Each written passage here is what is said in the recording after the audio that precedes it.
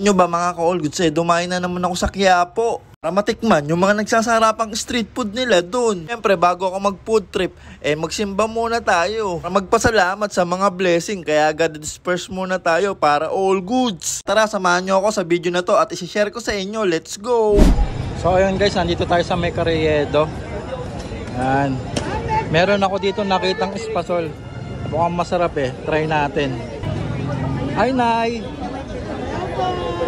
Magkano yung espasol mo, Nay? 50 po isang balot, 50 pesos? Ano yan, Nay? Ikaw mismong gumawa? O inahang? ko lang po. Ay, inahangon nyo lang. 50 pesos? Grabe. 12 piraso po.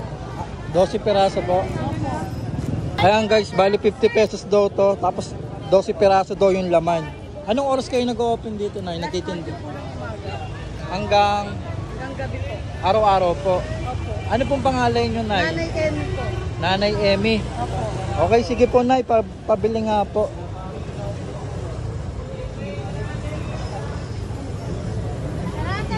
Ah, 50 pesos lang guys, oh.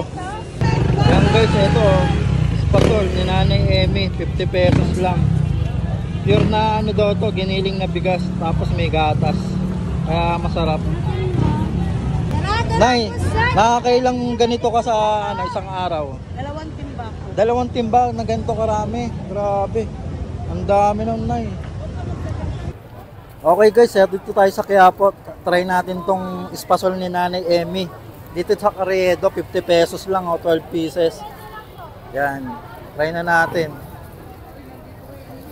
Grabe, namiss ko talagang kumain nito kasi sa probinsya lang ako nakakatim na itong espasol.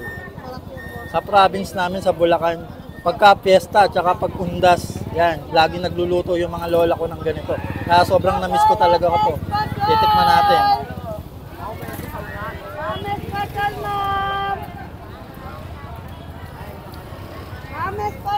Yung lasa niya guys, sakto lang yung timpla niya, hindi matamis. Saktong-takto lang. Kaya panalo.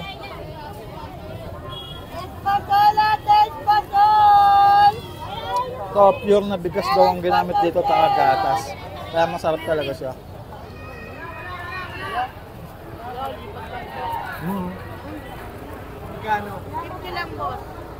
Yan guys, kung makapadayo kayo dito sa Carriedo, try nyo lang dito kay Nanay Emmy.